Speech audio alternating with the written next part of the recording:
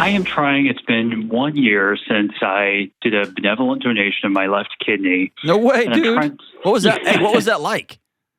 It was a pretty amazing process. It's look back of all the decisions I've made in life. It was an amazing decision, and it's just a decision I was so very much at peace with. A lot of thought and consideration. The process to donate your kidney takes so much time, from the medical, the psychological, and everything. So, was this for a family member or a total stranger? No, it was a total stranger. So, a benevolent donation, and that's what's prompting my call today, is trying to get closure on that. Oh. Because we've now hit the 1 year mark, and I've never heard from the recipient, which has kind of created, to me, it feels it's like that book, and you get to the last chapter and you find the pages are missing. So I'm having a tough time kind of reconciling that I've never heard from that person. Do you know who it is? I don't. So the way the process works is, when you go through the process, it took almost a year to kind of go through and be selected as a benevolent donor. I went in March of last year. The recipient was just an operating room away, so they took my left kidney from me and then went over to my recipient there.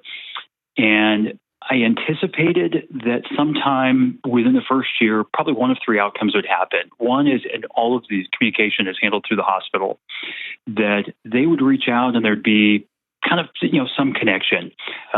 You get to know the person, be able to kind of see the benefit of the donation and really make that connection. Or I figured there would just be kind of an anonymous note, which I get. If somebody received a kidney, they may just want to keep that degree of separation, but at least just something that helps for me bring closure. What was the benefit of receiving it? Oftentimes I'll hear, I have colleagues who've donated kidneys, and it's the dialysis that their spouse didn't have to go to, for example, and just how a living kidney donation really benefited their life. The outcome that I wasn't expecting, although they prepare you for, is that you just hear nothing. And that's the piece I'm struggling with. Is I just anticipated some closure, maybe a card that just sits in a drawer that just sort of memorializes this, but it's never happened. And I'm trying to figure out how going forward I live with it. My story just feels just a little bit incomplete. There you go. So I appreciate you being honest, man. This is a something that I think would haunt me too, but I would not have the courage to say it out loud. I would just eat it, right? So good on you for saying it out loud. I'm fascinated to know this question. And this is a little bit perverse. This is just me wanting to know, but it may have a relevance later on. Mm-hmm. What story have you made up about the recipient as to why they haven't contacted you? That I don't know. And honestly, that's the reason I'm reaching out to you, because I'm hoping someone can put me in the place of what might be going through the recipients. I know, but you've concocted some story, right? Yeah, but the story I've concocted, I hope, is not accurate. I hope it's Let it rip, because there's some value in speaking it out. Yeah, I don't want to believe that they just took it for granted. Okay. That they just treated it like, we go to the blood bank and we give blood and we get our free cookies, and that's just more transactional. I would hope that they just don't take it for granted. And I have heard through kind of post follow-up, there's obviously kind of rigid follow-up once you give a donation. I would hope that they're not taking it for granted.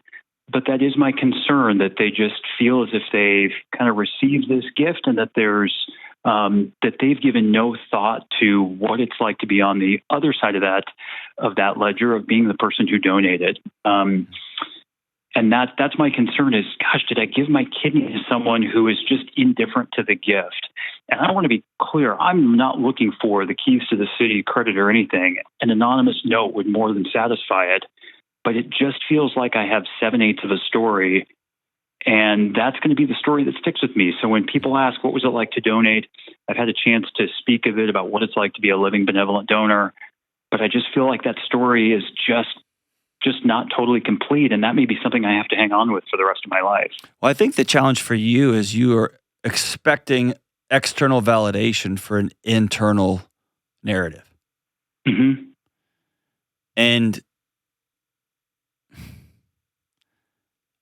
I think this is instructive for the way most of us live our lives. We do the dishes so our spouse will pat us on the back. We get straight A's so our dad will give us that one little wink, maybe. Mm-hmm. And what I found is and in my own life and in the lives of countless other people I've sat with, is the people who win are the ones that complete that narrative internally. Because what you've done is you created a story. Essentially, there was some sort of altruistic 401k at play here. Mm-hmm. I want to do this, and the ROI on this investment will at least be a card I can put in the drawer. And I'd love for you, yes, dude, I want that for you. I would expect that. Like if I mow my neighbor's yard, I at least want her to say thank you. At least wave, put a little smiley face card under, like a little note under my windshield wiper. You know what I'm saying? But I've got to do on the front end, it's got to be up to me to say, this act of service is in and of itself a complete circle. Yes, and I think to your point, mowing the lawn or something, and again, it's one of the reasons to be benevolent, and the hospital has a program where you can initiate contact afterwards. So if I wanted to initiate, I could. Why haven't you? I don't feel right about that. Why? I guess there's a feeling that I'm not looking for credit. But you are. What I'm looking, I think, for closure. I know, but that's just a sophisticated matter of semantics. You want someone to give you a hug and high five you, and you're not wrong for that. And you want somebody to say, hey, you gave me life. You gave me an organ from your body. That's not wrong for you to want that. Why do you think, why are you avoidant of that sort of recognition? Well, I wouldn't say it's the recognition per se. What I want to see is what good came from the donation. Let me tell you, here's the good that came from that donation. Yeah. Edward got to look in the mirror and say, I'm going to put myself at risk for the greater good. Period. Story is over. Because if this person is in jail, I still think you did an amazing thing.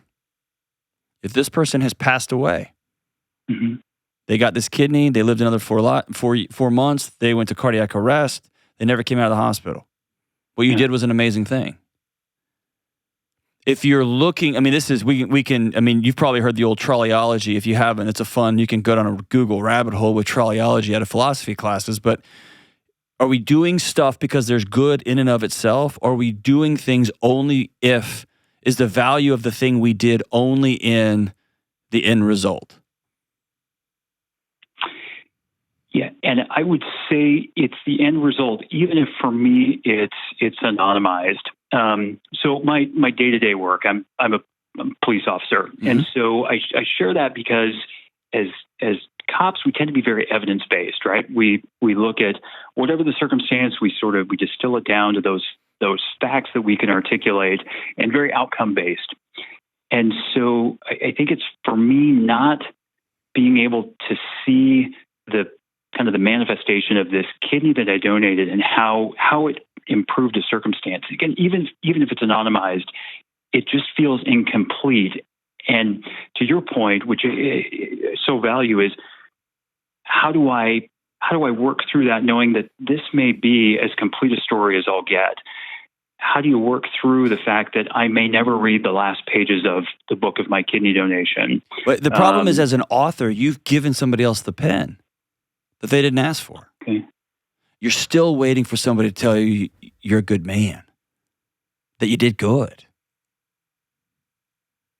And I'm telling you on behalf of my little kids, you wake up every day and you may not come home. And I know that because my dad has a special little box in the back of his closet because he may not come home every single day from work.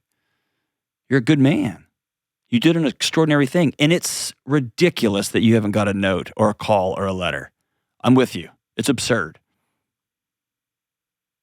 But I would rather you be frustrated and just like, ugh, than you having handed somebody a pen and hoping they'll write the final chapter of your story. You're the only author of your story, man. And I can't think of a more powerful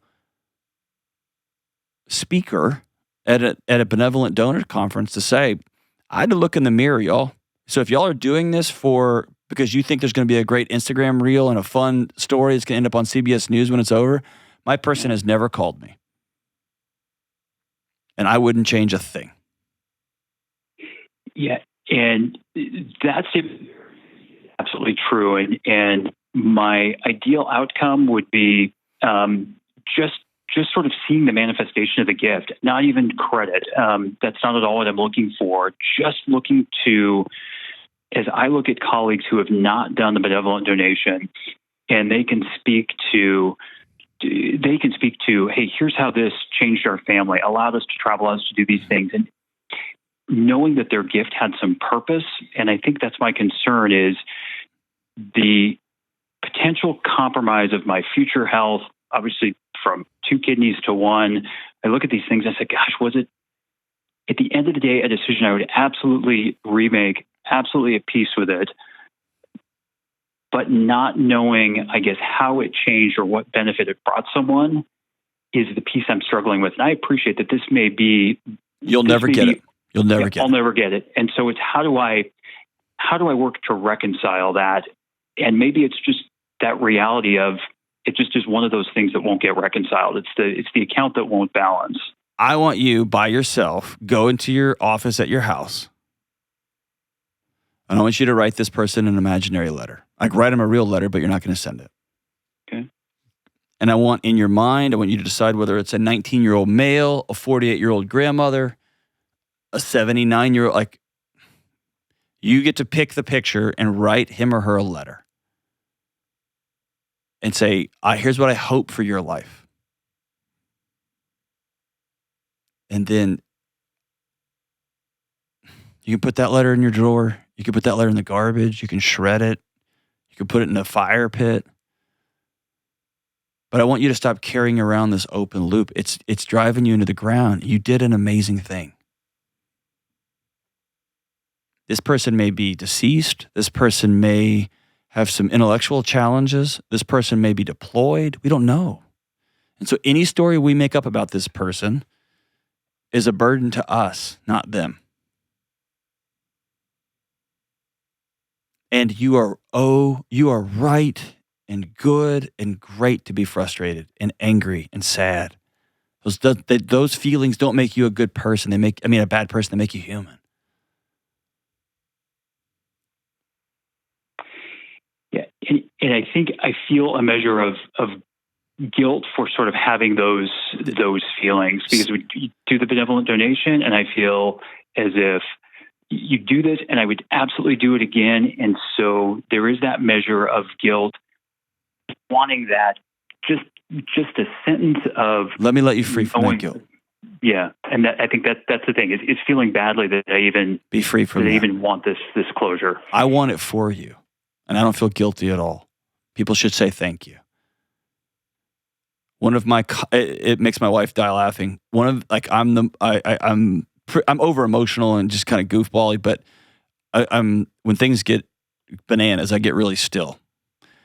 One of the things that makes me comically enraged is when I'm driving in an urban area and somebody walks across the crosswalk and they don't wave. I get so irrationally mad when someone won't just nod and wave and say, thank you for not running me over. I don't know why that makes me so mad. It just feels like the lowest level of common human decency is to look somebody in the eye and wave to them. So, dude, when you gave somebody an organ, I am indignant on your behalf. The challenge is, what am I going to do next? What is that indignation bringing me? Nothing but misery. What does not processing my feelings bringing me? Nothing but a low-level hum of dysthymia, of depression.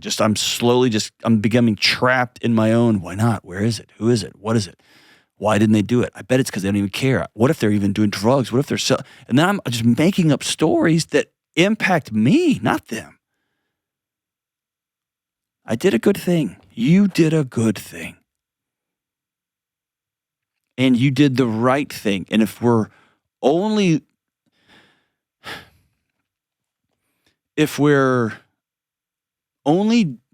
doing the right things in the world because we want some ROI on them, we're going to have an exhausted life. If we only do good things in the world and we only judge the value of the things of our actions by not that we'd made the best call with the information we had. We did it because it was just the right thing. But what was the end result? Man, that's an exhausting life. And dude, that's a philosophical debate as old as time. Yeah, you did a good thing, brother. You did a good thing. Write that letter tonight to that imaginary person. And if you really want to know, reach out. Just say, I want to check in. How are you? But at this point, you're choosing not to have contact. That's a choice you're making. And you're choosing not to close the loop. That's a choice you're making. The move from here is yours.